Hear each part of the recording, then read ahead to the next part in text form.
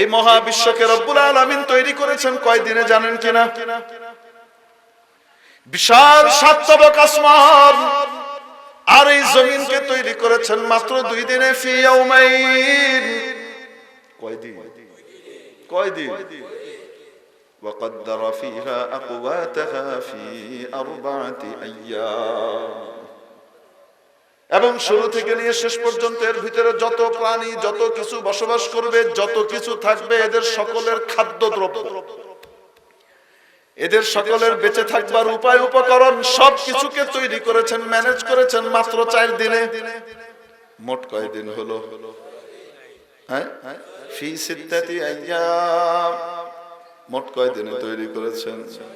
কেউ প্রশ্ন করতে পারে, হুজুর 6 দিনে বানাইলেন, ওই সময় তো চন্দ্র সূর্যই তৈরি হয় নাই, তো দিন রাত তৈরি করতে বলে না কেন? দিন রাত কিভাবে হয়? সূর্য ডুবা উদয়ের মাধ্যমে। তো কই থেকে হইল? উত্তর হলো মাবুদ বুঝাচ্ছেন, তোমাদের সামনে যে দিন আছে, 6টা দিনে যে পরিমাণ সময় হয়, ওই পরিমাণ সময়ের মধ্যে গোটা আসমান জমিন সহ সব তৈরি করেছেন। উত্তম উত্তর হলো এই জগতের দিন নয়, মাবুদের জগতের দিন। ওখানকার দিন এই দুনিয়ার কমপক্ষে 1000 বছর। সুবহানাল্লাহ। কানা মিকদারুহু আলফ সানাতিন মিম্মা তাউদ্দুন। যার পরিমাণ তোমাদের হিসাব অনুযায়ী 1000 বছরের সমতুল্য এক একটা দিন। তাহলে বলেন দেখি, 6 দিন ইনটু 1000 কয় হাজার? 6000 বছর লাগিয়ে তৈরি করেছে। কিন্তু রব্বুল আলামিনের নিয়ম হলো, উনি কোন জিনিস তৈরি করতে চাইলে শুধু বলেন কুন, হও, ফায়াকুন, তৎক্ষণাৎ তা হয়ে যায়, ঠিক কিনা? এই আসমান জমিনকে বানাতে, বিশাল এটাকে বানাতে 6000 বছর কেন লাগালেন? 6 দিন কেন লাগালেন? তার কারণ হলো সৃষ্টিটা যে অনেক বিশাল এবং বৃহৎ, অনেক গুরুত্বপূর্ণ, এটা বুঝাবার জন্য একটু সময় ব্যয় করেছেন, যেন মানুষ এবং অন্যরা বুঝতে পারে এটা কত বিশাল সৃষ্টি। সুবহানাল্লাহ। আলহামদুলিল্লাহ নাহমাদুহু ওয়া নাস্তাঈনুহু ওয়া নাস্তাগফিরুহু ওয়া নু'মিনু বিহি ওয়া নাতাওয়াক্কালু আলাইহি ونعوذ بالله من شرور أنفسنا ومن سيئات أعمالنا من يهده الله فلا مضل له ومن يضلل فلا هادي له ونشهد أن لا إله إلا الله وحده لا شريك له ونشهد أن سيدنا وسندنا ومولانا محمدا عبده ورسوله أما بعد فأعوذ بالله من الشيطان الرجيم بسم الله الرحمن الرحيم وإذ قال ربك للملائكة إني جاعل في الأرض خليفة قالوا أتجعل فيها من يفسد فيها ويسفك الدماء ونحن نسبح بحمدك ونقدس لك قال إني أعلم ما لا تعلمون صدق الله مولانا العظيم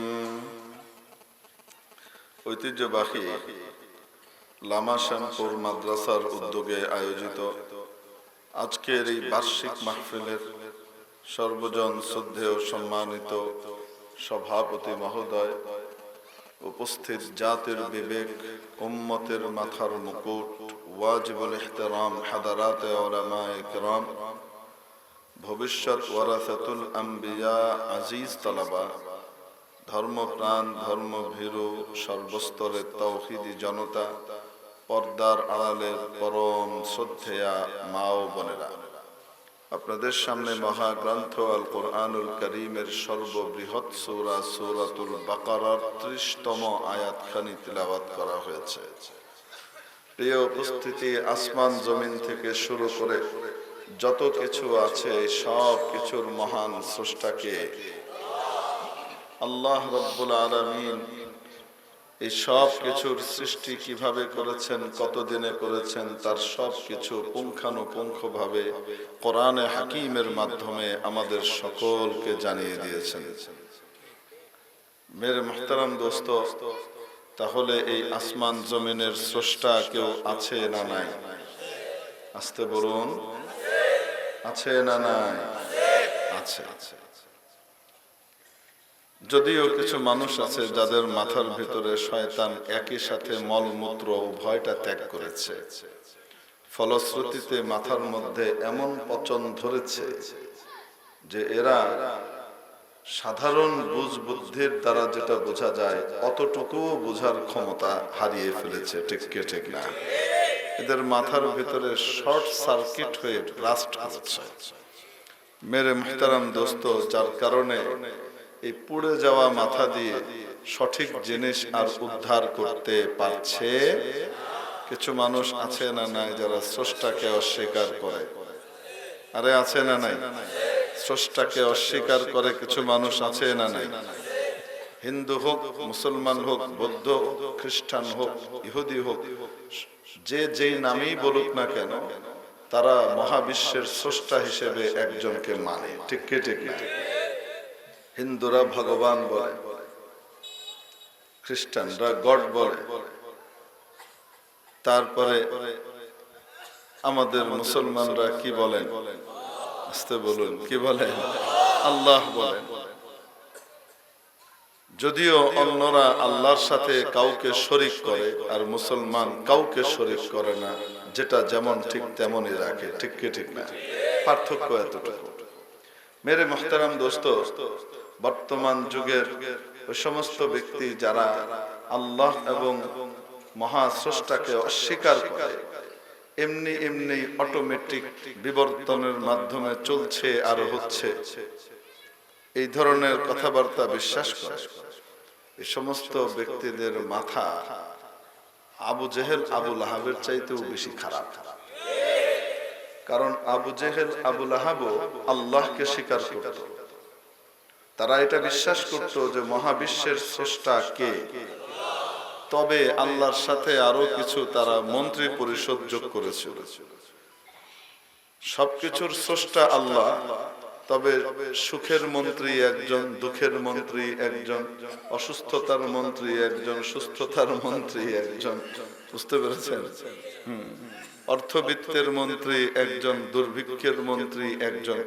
এক একজনকে আলাদা আলাদা মন্ত্রী বানিয়ে আল্লাহর মন্ত্রিসভা তৈরি করেছিল। এই শরীক করার কারণে ওরা নষ্ট হয়েছে, নতুবা তারাও আল্লাহ যে মহাবিশ্বের স্রষ্টা এটা স্বীকার করত। রব্বুল আলামিন কোরআনে কারীমে নবীজিকে বলেন, ওয়ালা ইন সাআলতাহুম মান খালাকাস সামাওয়াতি ওয়াল আরদ, যদি আপনি জিজ্ঞেস করেন তাদেরকে এই বিশাল আসমানগুলো এবং জমিনকে কে তৈরি করেছে, এই আর্থকে কে তৈরি করেছে, লা ইয়াকুলুন্নাল্লাহ, তাহলে অবশ্যই তারা তো এই একই উত্তর দিবে যে আল্লাহ। তাহলে আবু জেহেল, আবু লাহাব, উতবা, শাইবা, উকবা ইবনে আবি মুআইদ, ওয়ালিদ ইবনে মুগীরা থেকে শুরু করে, উমাইয়া ইবনে খালফ থেকে শুরু করে, উবাই ইবনে খালফ থেকে শুরু করে, এরা যাই ছিল, এদের মাথা যতই পচুক না কেন, কমপক্ষে এতটুকু ঠিক ছিল যে মহাবিশ্বের স্রষ্টা একজন আছেন, সেই আল্লাহ, তাকে তারা স্বীকার করত। ঠিক কি ঠিক না? যেগুলা মহাবিশ্বের স্রষ্টাকে স্বীকার করে না, এদের মাথা আবু জেহেলের চাইতেও বেশি পচেছে। ঠিক কিনা? শুধু এই যুগেই যে আছে এরকম পাগল তা নয়, আগের যুগেও এরকম পাগল ছিল, যারা অটোমেটিক সবকিছু হয় বলে মনে করে। এই সমস্ত লোকগুলা কি বুদ্ধিমান না আসলে পাগল? বলেন না কেন? ভয়ঙ্কর পাগল। কারণ এদের পাগলামি বাহির থেকে বোঝা যায় না, বাহির থেকে মনে হয় সুস্থ, আসলে ভয়ঙ্কর ম্যানিয়া এবং সাইকো। এরা ভয়ঙ্কর রকমের পাগল।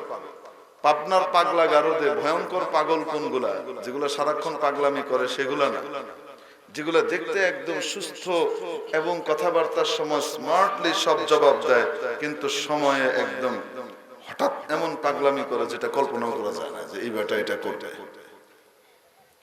হঠাৎ পাগলামি উঠে যায়, যারা তারা মেরে ফেলে। এইরকম পাগল গুলোকে ভয়ঙ্কর পাগল হিসেবে আখ্যায়িত করা হয়, ঠিক কিনা?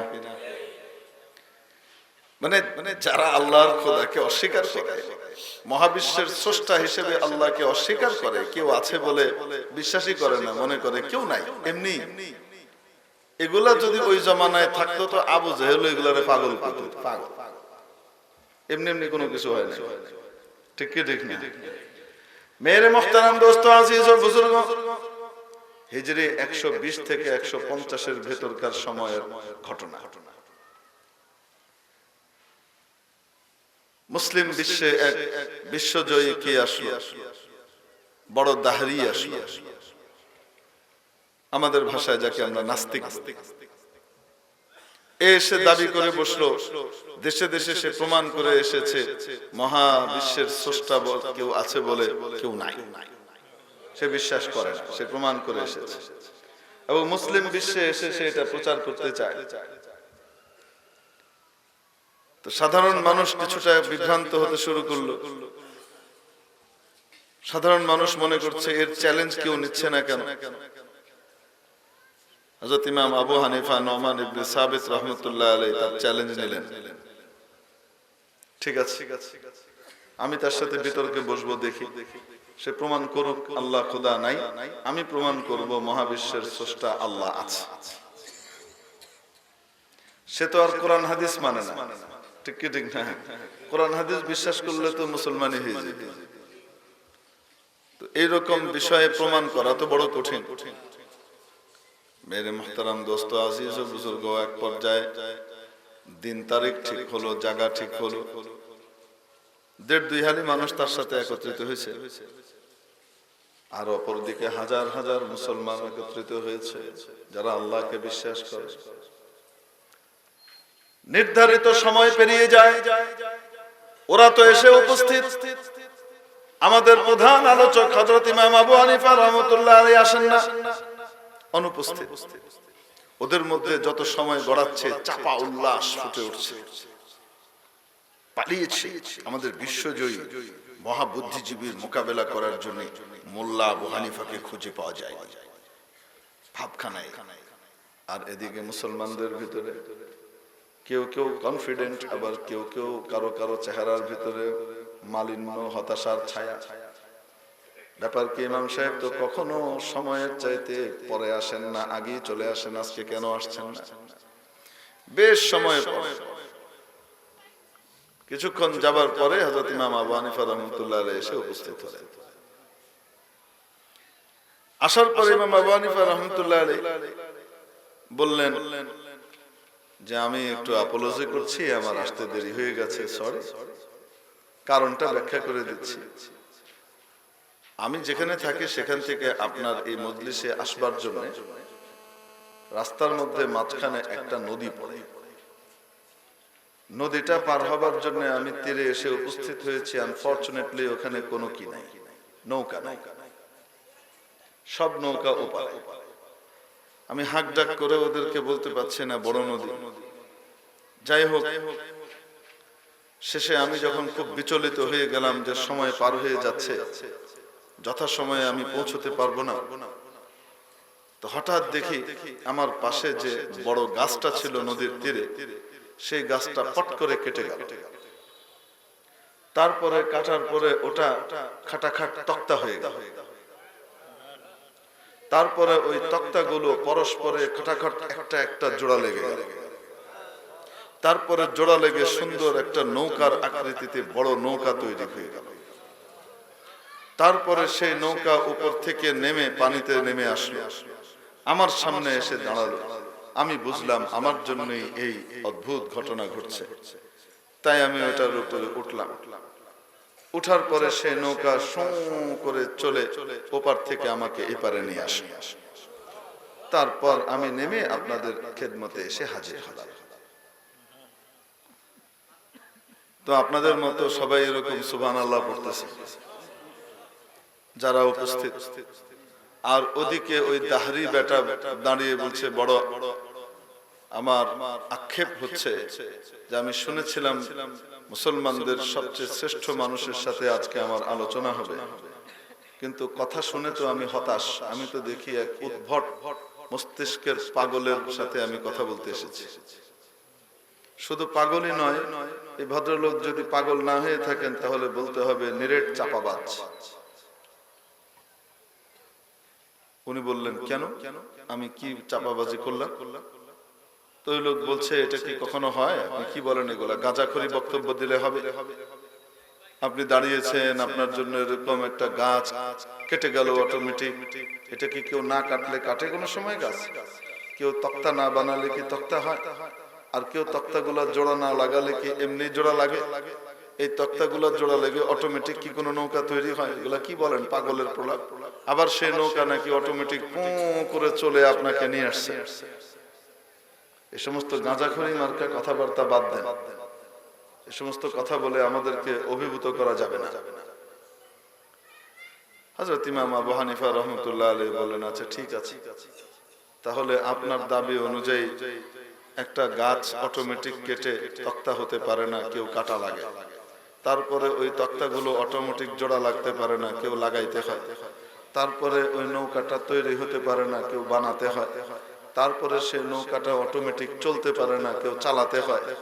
এই যদি হয়, তাহলে আমি আপনাকে জিজ্ঞেস করতে চাই, এই ছোট্ট একটা নৌকা যদি অটোমেটিক তৈরি হয়ে চলতে না পারে, এই মহাবিশ্ব বিশাল আসমান আর জমিন, এই চাঁদ সূর্য গ্রহ নক্ষত্র তারা অটোমেটিক তৈরি হয়ে গেছে আর অটোমেটিক এতদিন চলছে, আমি পাগল না আপনি পাগল? মেরে মুহতারাম দোস্ত, আজিজ ও বুজুর্গ, এই জন্য মহাবিশ্বের স্রষ্টা আছে না নাই? পাগলের দল বলে, যা দেখি না তা কেন বিশ্বাস করব? আমরা বলতে চাই, এমন অনেক জিনিস আছে তুমি দেখো না কিন্তু বিশ্বাস করো, ঠিক কিনা? তুমি কোনোদিন বিদ্যুৎ দেখো নাই, কারেন্ট দেখো নাই, কিন্তু বিশ্বাস করো তারের ভিতরে বিদ্যুৎ আছে না নাই। কোনোদিন বাতাস দেখো নাই, কিন্তু বিশ্বাস করো কিনা বাতাস আছে না নাই। তুমি কোনোদিন লবণের মধ্যে তিক্ততা দেখো নাই, কিন্তু বিশ্বাস করো তিক্ততা আছে। মিষ্টি খাবার সময় মিষ্টতা কখনো দেখো নাই, কিন্তু বিশ্বাস করো মিষ্টতা আছে। খাবারের মধ্যে যখন ঝাল খাও, ঝালটা কি দেখা যায়? বলেন না কেন? ঝালটা দেখা যায় না, কিন্তু বিশ্বাস করো ঝাল আছে, ঠিক কিনা? তুমি যখন গরম পানি খাও, গরম লাগে, যখন তাপ পাও, সূর্যের হিট যখন তোমার গায়ে লাগে, তখন তোমার গায়ে গরম লাগে। গরমটা দেখাও দেখি, গরম দেখাতে পারবে না কখনো, কিন্তু গরম আছে বিশ্বাস করো। ঠান্ডা কখনো দেখাতে পারবে না, কিন্তু ঠান্ডা যে আছে সেটা বিশ্বাস করো, ঠিক কি ঠিক না? তেমনি ভাবে মহাবিশ্বের মহান স্রষ্টা আল্লাহকে তুমি দেখতে পাও নাই, কিন্তু দেখতে না পেলেও তিনি অবশ্যই আছেন। তুমি বলবা, আমি তো বিশ্বাস করি এমনি না, কারেন্ট না থাকলে লাইটটা জ্বলে কেমনে? নিশ্চয়ই কারেন্ট আছে। আমরাও বলি, আল্লাহ না থাকলে সূর্যটা চলে কেমনে? নিশ্চয়ই আল্লাহ আছে, ঠিক কি ঠিক না? মেরে মুহতারাম দোস্ত, দুনিয়া এবং আসমান জমিনের মহান স্রষ্টাকে উনি সৃষ্টি করলেন কিভাবে? আল্লাহু আকবার কবির। ইমাম আবু হানিফাকে চিনছেন না এবার? ইমাম আবু হানিফাকে চিনছেন? কি জিনিস? এরকম বিরল প্রতিভার অধিকারী মানুষ ভবিষ্যতে পয়দা হওয়া বড় কঠিন। আরে ভবিষ্যতের মানুষ তো আগেকার লোকদেরকে মারা যাওয়ার পরে অনেক বড় বড়। ইমাম আবু হানিফা তার জীবদ্দশায় স্বীকৃতি পেয়েছিলেন যে আনপ্যারালাল মানুষ। কাদের মাধ্যমে স্বীকৃতি পেয়েছিলেন? যুগ শ্রেষ্ঠ মুজতাহিদ এবং ফকিহদের মাধ্যমে, বড় বড় হাদিস বিশারদদের মাধ্যমে, তার ওস্তাদদের কাছ থেকে স্বীকৃতি পেয়েছিলেন যে আবু হানিফা নোমান ইবনে সাবিত আমাদের চেয়ে বেশি বুঝে। সুবহানাল্লাহ। আয় হায় হায় হায়। একবার ইমাম আবু হানিফা রাহমাতুল্লাহ আলাইহি এক উস্তাদ ইমাম সুলাইমান ইবনে মেহরান আল আমাশ, আমাশ নামে অধিক পরিচিত, সমাধিক পরিচিত, বুখারী মুসলিমের বুখারী শরীফ, মুসলিম শরীফের প্রায় পাতায় পাতায় ইমাম আমাশের নাম আছে খুঁজলে, প্রায়। ইমাম বুখারীর দাদা ওস্তাদের দাদা ওস্তাদ, দাদা ওস্তাদের যুগ শ্রেষ্ঠ মুহাদ্দিস ছিলেন, যুগ শ্রেষ্ঠ মুহাদ্দিস। দূর দরাজ থেকে বড় বড় মানুষ এসে ওনার কাছে হাদিস পড়ে। ইমাম আমাশ রাহমাতুল্লাহ আলাইহির সাথে তার বেগমের একটু লাগালাগি ছিল, কারণ যারা জ্ঞান তাপস হয়, জ্ঞানের মধ্যে ডুবে থাকে, তারা বিবির সাথে অতি সময় দেওয়ার মতো সুযোগ খুব একটা পায় না। আর বেগম সাহেবা চায় যখন সে আমার সাথে একটু কথাবার্তা কইব, বেশি এটা করবে সেটা করবে। তো অনেকে জ্ঞান সাগরে ডুব দিলে আর কোনো খবর থাকে না। তো বেগম সাহেবের সাথে খুঁটিনাটি লেগেই আছে। তো বেগম সাহেবা বলে, আপনি আমারে ছেড়ে দেন, আপনি আপনার বইপত্র নিয়ে থাকেন, আপনার এলেম নিয়ে থাকেন, আমারে ছেড়ে দেন, দরকার নেই। বুঝেন নাই? উনি মনে করেন মুখের কথা কয়, আসলে হয়তো মন থেকে কয় না। কে কয়? আর মুখের কথা অনেক সময় কয় না। হ্যাঁ, আমি বলে সংসার করে গেলাম তোর বাপের সাথে, যদি আর কেউ হইতো কবে লাথি মেরে ফালাই দিয়ে যাইতো গা। আরে কয় না, কয় না। আপনাদের এখানে হয়তো কয় না, কিন্তু আমার সাথে যদি আদম আলাইহিস সালামের দেখা হয় কোনোদিন কিয়ামতের দিন, আমার খুব আশা জান্নাতে দেখা করা। দেখা হইলে আমি আব্বারে জিজ্ঞাসা, আব্বা জান, আম্মা কি আপনার এরকম কথা কইছিল কোনোদিন, যে আমি বলে সংসার করে গেলাম, আপনার যদি আর কেউ হইতো কবে যে থুয়ে যেত। যারা বিয়ে শাদী করছেন এখানে 8-10 বছর পার হয়েছে, শব্দ যাই হোক না কেন এই বিষয় আশা করি এতদিনে শুনে ফেলছেন কমপক্ষে। না শুনেন নাই? কে কে শুনেন নাই হাত উঠান দেখি, একটু দেখি। তার মানে বোঝা গেল সবাই শুনছে। ঠিক কি ঠিক না? কম বেশ। তুমি তো বিয়েই করো না, তুমি কি হাত উঠাও? বিয়ে করছে, বিয়ে এখনো ধরে নাই।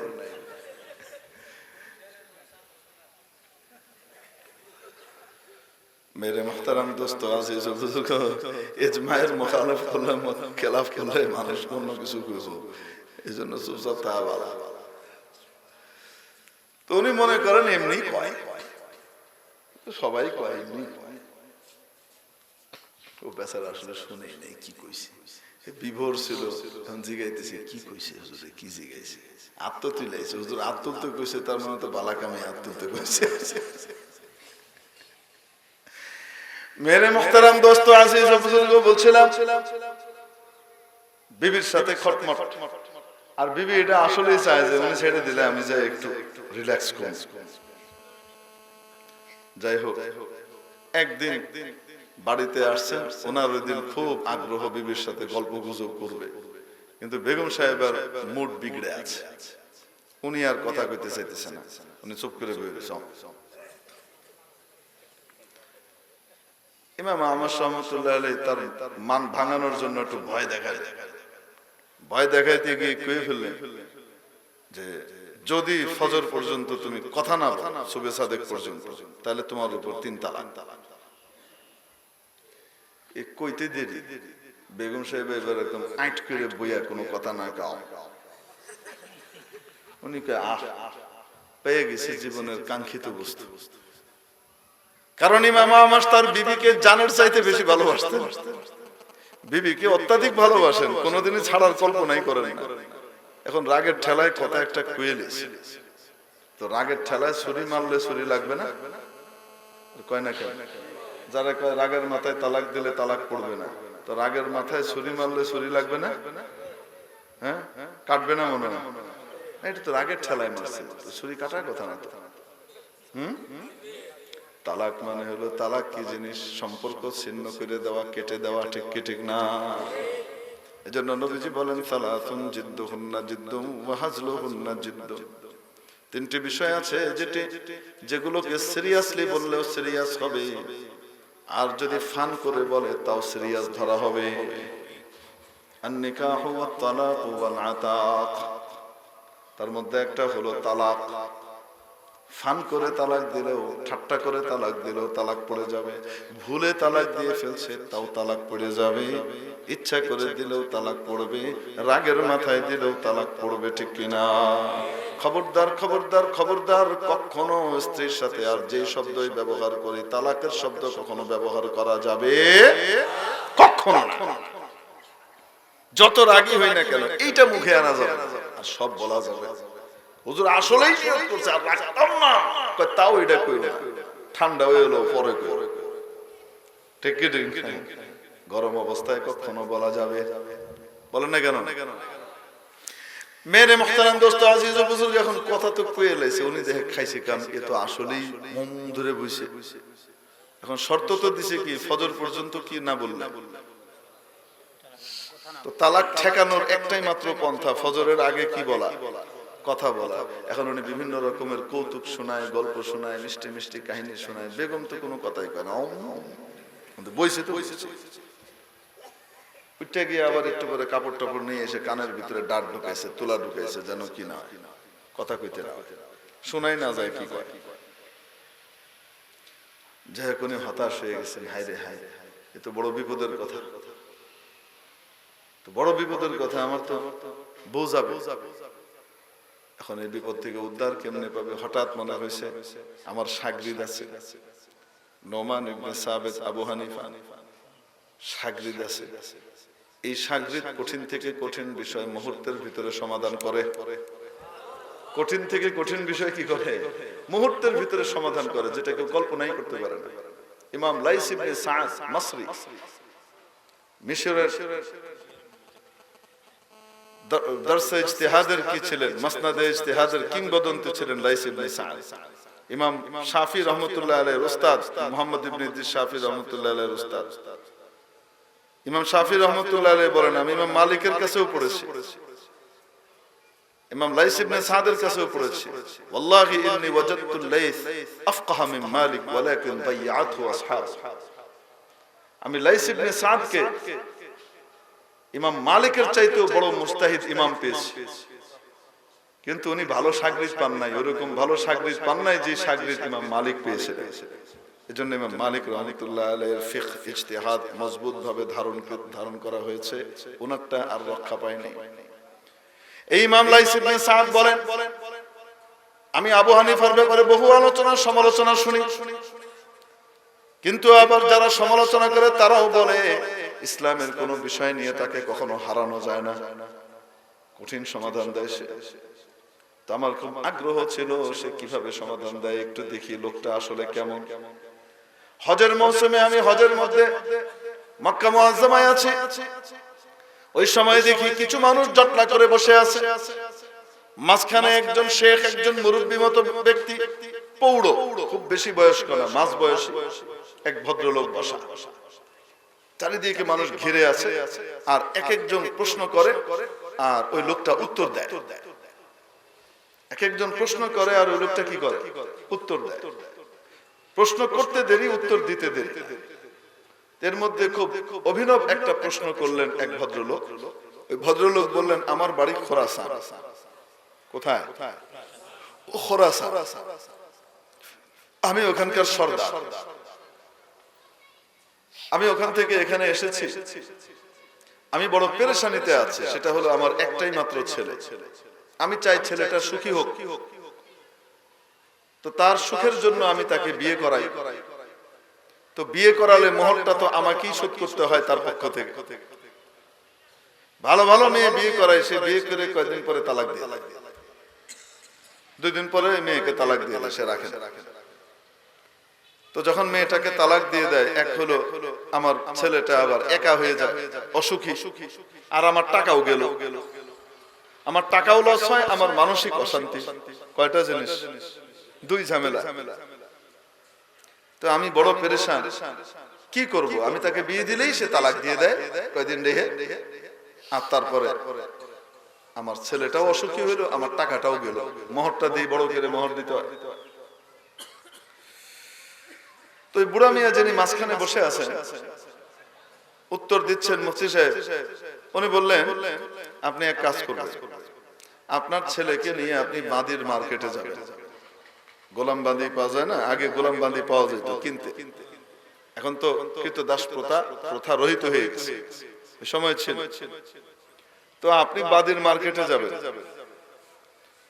একটা মাসালা মনে রাখবেন, বাঁধির মালিক বা গোলামের মালিক যিনি হবেন, ওই বাঁধি বা গোলামের সমুদয় সম্পত্তির মালিকও কি হয়ে যায়, সে হয়ে যায়। গোলাম বাঁধি নিজস্ব ভাবে কোনো কিছুর মালিকানা পায় না, তার মালিক ওইটার কি হয়, মালিক হয়। এই মাসালা মনে রাখবেন। এখন গোলাম বাঁধির মার্কেটে যাবেন, আপনার জন্য একটা বাঁধি কিনতে, আপনি আপনার ছেলেকে সাথে নিয়ে যাবেন, গিয়ে হাঁটতে থাকবেন, বাঁধি দেখতে থাকবেন। আপনি লক্ষ্য রাখবেন যে কোন বাঁধির দিকে তার চোখ আটকায় কিনা। আপনি যদি দেখেন যে কোন বাঁধির দিকে তার কি পড়েছে, চোখ পড়েছে আর চোখ আটকেছে মোটামুটি, আপনি শুধু দূর থেকে খেয়াল করবেন, আপনি তাকে বুঝতে দিবেন না, ওই বাঁধিটা আপনি কিনে ফেলবেন। বাঁধিটা এখন কার, আপনার। কেনার পরে এই বাঁধিটাকে বিয়ে দিয়ে দিবেন আপনার ছেলের সাথে। বুঝেন নাই? বিয়ে দিয়ে দিবেন কার সাথে, আপনার ছেলের সাথে। মনে রাখবেন যে বাঁধি বিবাহিত হয়ে যায়, সেই বাঁধির সাথে মনিব কিন্তু সম্পর্ক করতে পারে না, এটা মনে রাখবেন মাসালা। যে ইউটিউবের মাধ্যমে আমাদের ঝাড়ুদার ফাড়ুদার কিছু আছে না, এদের কান পর্যন্ত কথাগুলো যাবে, তো তারপরে বকওয়াস শুরু করবে, এজন্য বললাম। তো এখন আপনি বাঁধিটা কিনবেন নিজের জন্য, কিনে কি করবেন, বিয়ে দিয়ে দিবেন কার সাথে, আপনার ছেলের সাথে। বিয়ে দেওয়ার পরে আপনি তো মোহরও দিয়েছেন তার জন্য আপনার ছেলের পক্ষ থেকে, তো মোহর দিলেও সেই মোহরের মালিক আসলে কে হবে, বাঁধির মাধ্যমে কার কাছে আসবে, মালিকের কাছেই তো আসবে। তা আপনি মোহরটা দিয়ে আপনার বাঁধিকে বিয়ে দিয়ে দিবেন ছেলের সাথে। যদি আপনার এই ছেলে এই বিবাহকে কি করে, দীর্ঘমেয়াদী করে, বিয়ে যদি সাস্টেইন করে, চলে, তাহলে তো আপনার মনের স্বাদ পুরা হয়ে গেল। ওই মাল আপনার আর বাঁধির কাছ থেকে নেওয়ার দরকার নেই, তার কাছে আছে, থাক। আর আপনি বাঁধিকে আজাদ করে দিবেন, তা আপনার পুত্র বধূও কি হয়ে গেল, আজাদ হয়ে গেল, আপনার ছেলের সাথে তার সুখের সংসার হয়ে গেল। আর যদি সে কয়দিন পরে তারা ছেড়ে দেয়, তালাক দিয়ে দেয়, তাহলে আপনার মাল আপনার কাছে আয় পড়ছে, কোনো লস নাই। বুঝছেন না? তো লাইস ইবনে সাদ রাহমাতুল্লাহ আলাইহি বলেন যে আমি এই সমাধান ওই ব্যক্তি বলার সাথে সাথে মুহূর্তের ভিতরে যে সমাধানটা দিলেন, সমাধানটাই তো বড় অদ্ভুত টাইপের সমাধান। তারপরে আমি যতটুকু বিস্মিত সমাধানের দ্বারা হয়েছে, তার চেয়ে বেশি বিস্মিত হয়েছে মুহূর্তের ভিতরে এই সমাধানটা বের করলো কেমনে এই লোকটা। তা আমি মানুষকে জিজ্ঞেস করলাম, ভাই এই লোকটা কে? এই লোকটাকে আবু হানিফা বলে মানুষ।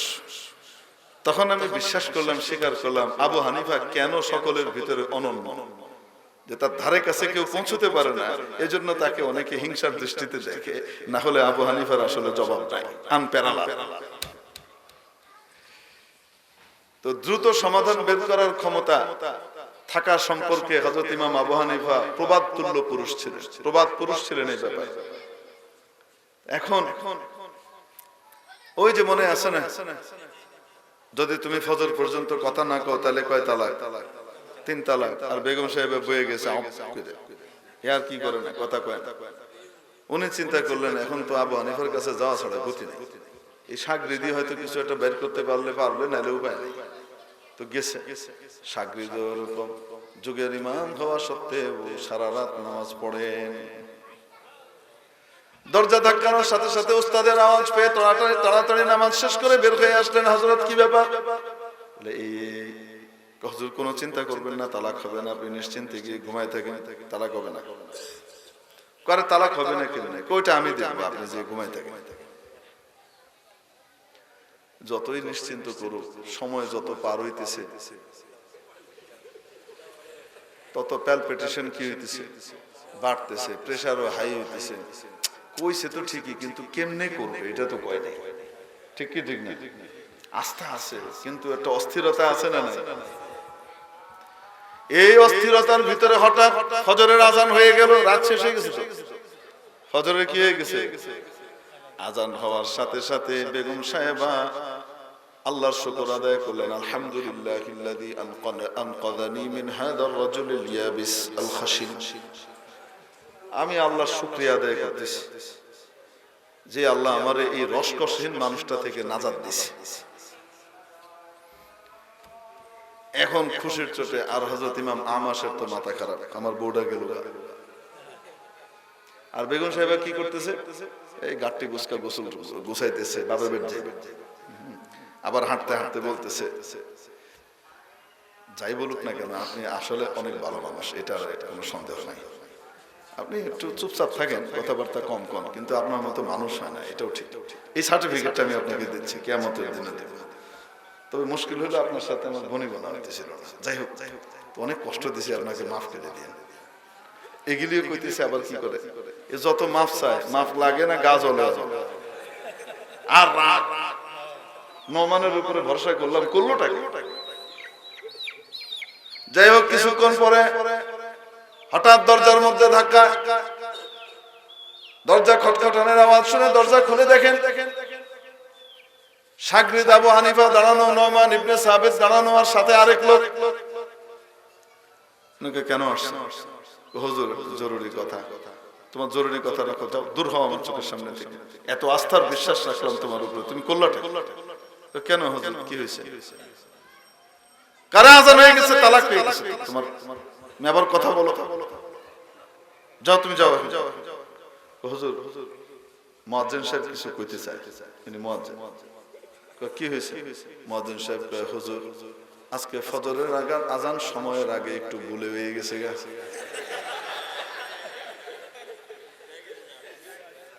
ইমাম আবু হানিফা কিছুই করেন নাই, কাউকে কিছু বলেন নাই, গিয়ে কি করছেন? হ্যাঁ, মুয়াজ্জিন সাহেব হঠাৎ ঘুম থেকে উঠা, আর টাইম চলে যেতেছে, আজান দেন না কেন? কি টাইম চলে যেতেছে ওটা তোর কয়, কারণ টাইম চলে যেতেছে, আজান দেন না কেন? মুয়াজ্জিন সাহেব কি দিয়ে দিছে? আজান দিয়ে দিছে। আজান শেষ হওয়ার পরে কয়, আরে এখনো ফজরের ওয়াক্ত হয় নাই, এই কথাটা গিয়ে কইবেন। কি মনে হয় আবু হানিফা সাধারণ? মুজতাহিদ যুগে যুগে আসবে, কিয়ামত পর্যন্ত মুজতাহিদ আসবে, কিন্তু মনে রাখতে হবে আনপ্যারালাল মুজতাহিদ যারা আল্লাহ কবুল করেছেন, এনাদেরকে এরকম ক্ষণজন্ম মনীষীর নজির পাওয়া যাবে না, ঠিক কিনা? বিজ্ঞান চর্চা তো চলছে, উৎকর্ষ সাধনের কোন যুগে চলে গেছে? সারা পৃথিবী মিলে বিজ্ঞান সাধনা করছে, চর্চা করছে, কিন্তু আরেকটা নিউটন পয়দা করতে পারে নাই, আরেকটা আইনস্টাইন এখনো পয়দা হয় নাই, ঠিক কিনা? প্রত্যেকটা ফোন আর বিষয়ের ভিতরে আল্লাহ তাআলা কাউকে কাউকে পথিকৃত বানান, আনপ্যারালাল বানিয়ে দেন। এদের সমকক্ষ হওয়া বহুত মুশকিল, ঠিক কি ঠিক না? বিজ্ঞানের মধ্যে যেমন নিউটন আর আইনস্টাইন, এরা অদ্বিতীয়, অতুলনীয়, ঠিক তেমনি ভাবে ইমাম আবু হানিফা, ইমাম শাফি, ইমাম মালিক, ইমাম আহমদ ইবনে হাম্বল ছিলেন ইজতিহাদের যুগে জগতে এরকম ক্ষণজন্মা, ঠিক কি ঠিক না? এজন্য যে ব্যক্তি বলে আমরা মাযহাব মানি না, এরা আসলে বোকা অথবা অজ্ঞ, অথবা মাযহাব কি জিনিস আসলে বোঝে না, ঠিক কি ঠিক না?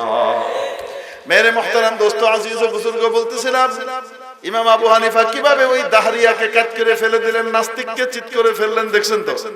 তাহলে বলেন মহাবিশ্বের মহান স্রষ্টা কে? আর ওয়াস্তে কে? এই মহাবিশ্বকে রব্বুল আলামিন তৈরি করেছেন কয় দিনে জানেন কিনা? বিশাল 7 তবক আসমান আর এই জমিনকে তৈরি করেছেন মাত্র 2 দিনে, ফি ইয়াউমাইন। কয় দিন? وقدر فيها أقواتها في 4 أيام। এবং শুরু থেকে নিয়ে শেষ পর্যন্ত এর ভিতরে যত প্রাণী, যত কিছু বসবাস করবে, যত কিছু থাকবে, এদের সকলের খাদ্যদ্রব্য, এদের সকলের বেঁচে থাকবার উপায়, উপকরণ, সব কিছুকে তৈরি করেছেন, ম্যানেজ করেছেন মাত্র 4 দিনে। মোট কয় দিন হলো? হ্যাঁ, ফি 6 আইয়াম। মোট কয় দিনে তৈরি করেছেন? কেউ প্রশ্ন করতে পারে, হুজুর 6 দিনে বানাইলেন, ওই সময় তো চন্দ্র সূর্যই তৈরি হয় নাই, তো দিন রাত তৈরি থেকে বলে না কেন? দিন রাত কিভাবে হয়? সূর্য ডুবা উদয়ের মাধ্যমে। তো কই থেকে হইল? উত্তর হলো মাবুদ বুঝাচ্ছেন তোমাদের সামনে যে দিন আছে 6টা দিনে যে পরিমাণ সময় হয় ওই পরিমাণ সময়ের মধ্যে গোটা আসমান জমিন সহ সব তৈরি করেছেন। উত্তম উত্তর হলো এই জগতের দিন নয়, মাবুদের জগতের দিন। ওখানকার দিন এই দুনিয়ার কমপক্ষে 1000 বছর। সুবহানাল্লাহ। কানা মিকদারুহু আলফ সানাতিন মিম্মা তাউদ্দুন।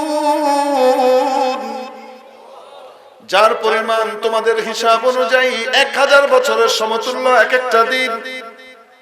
তাহলে বলেন দেখি 6 দিন ইনটু 1000 কয় হাজার?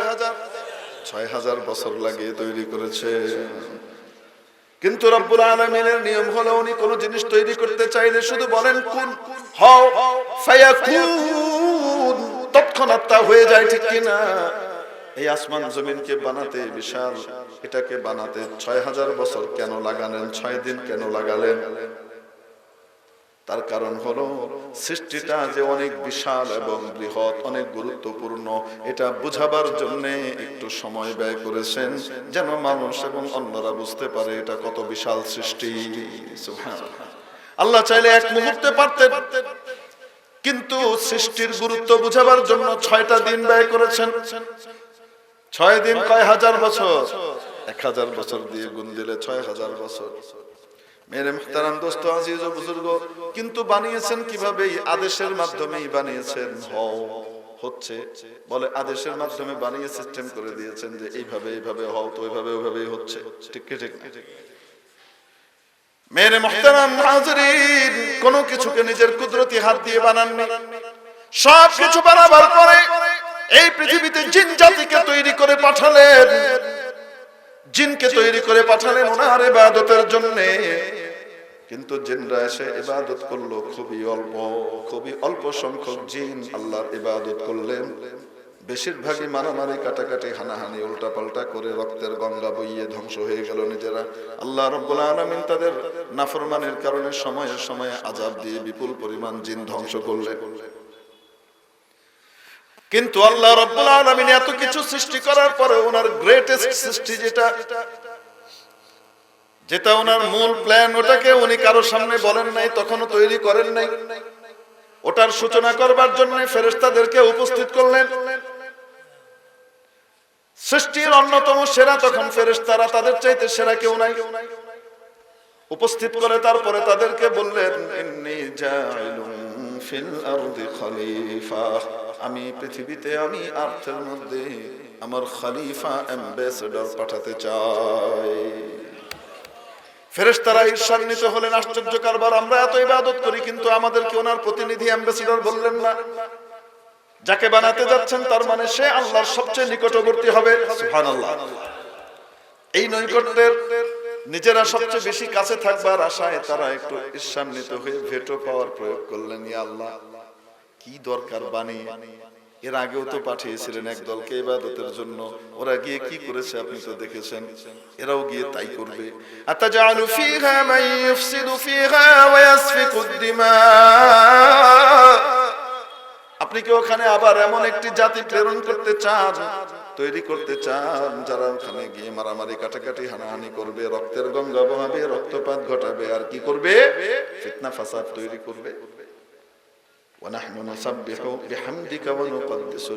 আপনার গুণকীর্তনের জন্য, আপনার স্তুতি গাথা গাইবার জন্য, আপনার গরিমা গাইবার জন্য আমরাই তো যথেষ্ট, আমরা তো করেই যাচ্ছি। আল্লাহ রাব্বুল আলামিন বলেন ইন্নী আ'লামু মা লা তা'লামুন, আমি যা জানি তোমরা তা জানো না। তারপরে আদমকে তৈরি করা শুরু করলেন। সুবহানাল্লাহ। তৈরি করা শুরু করলেন। কতদিনে করলেন জানেন কিনা? গোটা আসমান জমিন তৈরি করেছেন কতদিনে? 6 দিনে। গুণন 1000, 6000 বছরে, ঠিক কিনা? আর আদম আলাইহিস সালামকে যখন তৈরি করলেন, যেহেতু সবচেয়ে সেরা সৃষ্টি, এটাকে তৈরি করলেন মাত্র 40 দিনে। বিশাল আসমান জমিন সবকিছু বানালেন মাত্র 6 দিনে।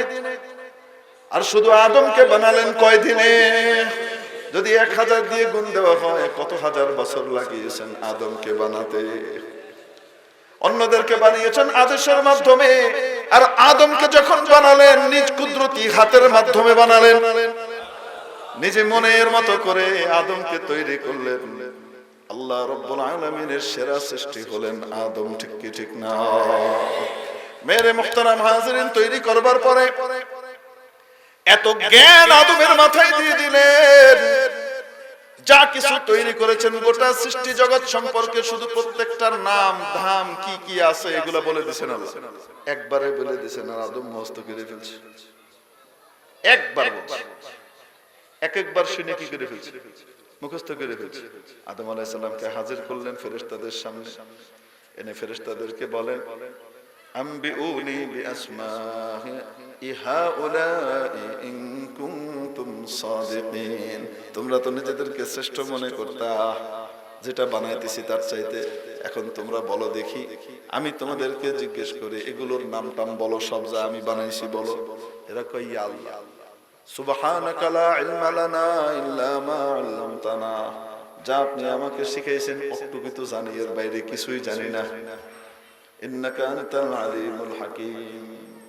ক্বালা ইয়া আদম, আল্লাহ বলেন আদম জি, আম্বিউহুম বিআসমাইহিম, এদেরকে সবগুলোর নাম বলে দাও তো। আদম আলাইহিস সালাম শুরু করছেন। কি শুরু করছেন জানেন? আরে বর্তমানে বিজ্ঞানীরা শুধু পানির ভিতরে 8 বছর আগের কথা বলতেছে, সমীক্ষা, পানির ভিতরে 2.5 কোটির উপরে জলজ প্রাণী আবিষ্কার করেছেন বিজ্ঞানীরা, শুধু পানিতে 2.5 কোটির উপরে। জমিনের গুলা বাদ দিলাম, গাছপালার কথা বাদ দিলাম, শুধু বাংলাদেশের গাছপালা যদি আপনি খোঁজেন তাহলে কত লক্ষ প্রকারের গাছপালা আছে, ঠিক কি ঠিক না? গোটা পৃথিবী চষলে কত হাজার লক্ষ কোটি টাইপের গাছপালা। মুফাসসিরিনে কিরাম বলেন আদম যখন বলা শুরু করেছেন শুধু বস্তুর নাম বলছিলেন না, আল্লাহ তো বলছেন নাম বলে দাও। আদম আলাইহিস সালাম তাফসীরের সাথে বলতেছেন, নামও বলেন ধামও বলেন, প্রকৃতি, রুচি, অপকারিতা, উপকারিতা, ক্ষতি, লাভ সবকিছু বলে যাচ্ছেন টানা একটা।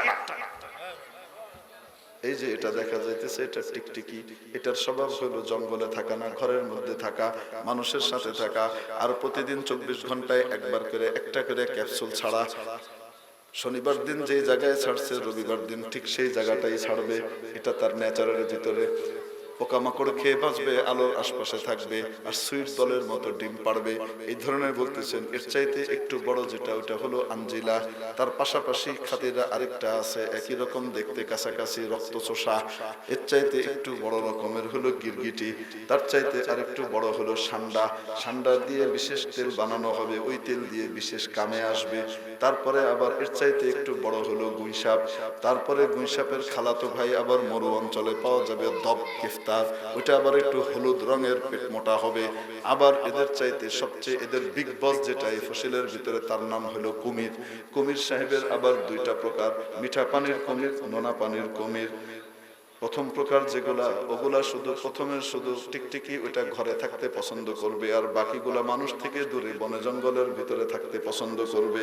রুচি প্রকৃতি সব সহ একটানা বেড়েই যেতেছে, বেড়েই যেতেছে, বেড়েই যেতেছে।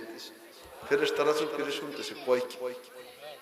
আপনি কল্পনা করেন শুধু 2.5 কোটি তো পানির পানি, যত সৃষ্টি আছে মাবুদের সবগুলোর যদি শুধু নাম কয়ে যায় তাহলেও কয় বছর লেগে যাবে, ঠিক কি ঠিক না?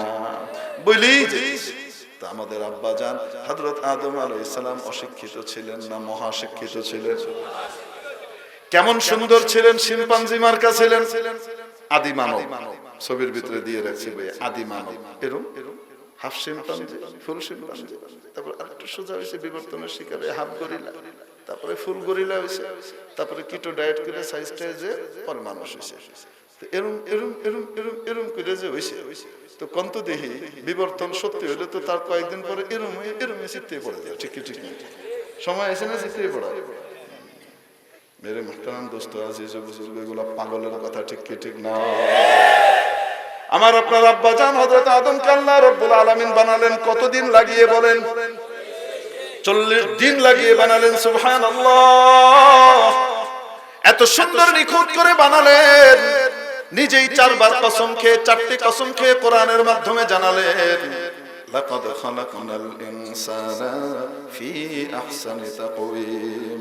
নিশ্চয়ই আমি মানুষকে বানিয়েছি সবচেয়ে সুন্দর কাঠামো, সবচেয়ে চমৎকার স্ট্রাকচার আর অবয়ব দিয়ে। শব্দটা খেয়াল করেন, তাকওয়িম বলছেন। সবচেয়ে চমৎকার, সবচেয়ে সুন্দর কাঠামো দিয়ে তৈরি করেছেন। তার মানে কি বোঝা গেল? তথাকথিত পচা ভাতের ঝুড়ি। কোরআনে কারীম হলো তথ্যের দিক থেকে বলেন দামি বিরিয়ানির মতো, ঠিক কি ঠিক না? সবচেয়ে দামি জিনিস। আর বিজ্ঞান যদি কোরআনের সাথে না মিলে তাহলে বুঝতে হবে সেটা হলো পচা ভাতের ঝুড়ি, ঠিক কি ঠিক না? আমরা দিচ্ছি সবচাইতে উন্নত শ্রেষ্ঠ বিজ্ঞানের কথা, কোরআনের বাণী আর বাস্তবতা, আর আমাদের সামনে এনে দিচ্ছে পচা ভাতের ঝুড়ি বিজ্ঞান, ঠিক কি ঠিক না? এখন বলেন দেখি, আদম আলাইহিস সালাম, আদি মানব আদমকে আল্লাহ তৈরি করেছিলেন এরকম শিম্পাঞ্জি মার্কা করে, হ্যাঁ কয় না কেন? না, প্রথম দিন থেকেই মানুষ সুন্দর, প্রথম দিন থেকেই মানুষের কাঠামো এরকম, মাথা উঁচু করা স্ট্রাকচার, ঠিক কি ঠিক না? আমাদেরকে যে আদমের সন্তান বানিয়েছেন আল্লাহ রাব্বুল আলামিন, এজন্য কি আমরা নাখোশ? মেরে মুহতারাম দোস্ত, আজিজ ও বুজুর্গ, আদম আল্লাহর সবচেয়ে প্রিয় ছিলেন। শয়তান চেষ্টা করেছে কোনোভাবে আদমকে দিয়ে একটা ভুল করাতে। ভুল করানোর পরে আদম আলাইহিস সালামকে আল্লাহ দুনিয়াতে পাঠিয়ে দিলেন। আল্লাহু আকবার। সৃষ্টি কোথায় করেছেন? জমিনে করেন নাই, করেছেন 7 আসমানের উপরে, জান্নাতুল ফেরদাউসে আরশে আজিমের সরাসরি নিচে করেছেন। তাহলে মানুষের সৃষ্টি কি দুনিয়ায়? আদি মানবের সৃষ্টি দুনিয়ায় নাকি কোথায়? বান্দর শিম্পাঞ্জির সৃষ্টি কোথায়? বান্দরের সাউদের মাথায় আল্লাহ হিদায়াত দান করুন, বলেন আমিন। মেরে মুহতারাম দোস্ত, আজিজ ও বুজুর্গ, বলছিলাম দেখতে মানুষকে আসল মানুষ বানাবার জন্য পৃথিবীতে বিভিন্ন রকমের সিলেবাস আছে না নাই? আসতে বলেন, আছে না নাই? কিন্তু যদি কোরআনের সিলেবাস না থাকে, বুঝতে হবে মানুষ খাঁটি মানুষ হবে না, আধা জানোয়ার থাকবে। আপনারা দেশ গরু আছে না নাই? বইয়া বইয়া বুতে না ওবাইয়া হোকা তো বাইয়া পেশাব করার মতো, এটা মানুষের খাচ্ছত না জানোয়ারের খাচ্ছত? হ্যাঁ, বড় বড় শিক্ষিত তারারে আপনি দেখবা, তারা বড় বড় ডিগ্রি লইয়া আইয়া কেমব্রিজ থাকি, হ্যাঁ অক্সফোর্ড থাকিয়া বাদো আপনার হার্ভার্ড থাকিয়া ডিগ্রি লইয়া আইয়া এয়ারপোর্টের মধ্যে খাড়াইয়া উবাইয়া মুতের ঠিক নেই। তোকে বড় ডিগ্রি লওয়ার বাদেও মানুষ হইল না, জানোয়ার তাকি গেল। আর কোরআনী শিক্ষায় শিক্ষিতদেরকে দেখেন, ছোট্ট একটা বাচ্চা গ্রামগঞ্জ থেকে উঠে আসছে, যখন গ্রামে থাকছে অন্য পোলাপানের মতো কেউ খেলার সময় দাঁড়ায় উঠছে, মাদ্রাসায় ভর্তি হয়ে এখনো আলেম হয় নাই, হাফেজ হয় নাই, মাত্র 3 দিন গেছে, আলিফ বাতাসা পড়া শুরু করছে। এই বাচ্চাটা কোরআনী আলোয় আলোকিত হওয়ার কারণে এখান থেকে যাওয়ার পরে 1000 বার বললো সে আর দাঁড়িয়ে পেশাব করবে না, ঠিক কিনা? কোরআন সুন্নাহ অনুযায়ী বসে পেশাব করবে। এজন্য বলেন, সত্যিকারের মানুষ বানাইতে হলে, বান্দরের ছাউ থেকে বাঁচতে হলে কি হইতে হবে? কোরআনী শিক্ষা লাগবে কি লাগবে না? তাই মাবুদ বলেছেন, আর রহমান, মহাদয়াবান, আন্নামান কোরআন, যার উপরে অধিক দয়া করেন তাকে কোরআন শেখান, এবং কোরআন শেখানোর মাধ্যমে খালাকাল ইনসান, মানুষ বানান। আল্লাহ রাব্বুল আলামিন আমাদের বাচ্চা, আমাদের হুরুতান রে আলিম বানাইবার, কোরআনওয়ালা বানাইয়া মানুষ বানাইবার ব্যবস্থা করে দেখো, আমিন। ওয়া আখিরু দাওয়ানা আলহামদুলিল্লাহি রাব্বিল আলামিন। আসসালামু আলাইকুম ওয়া রাহমাতুল্লাহি ওয়া বারাকাতুহু।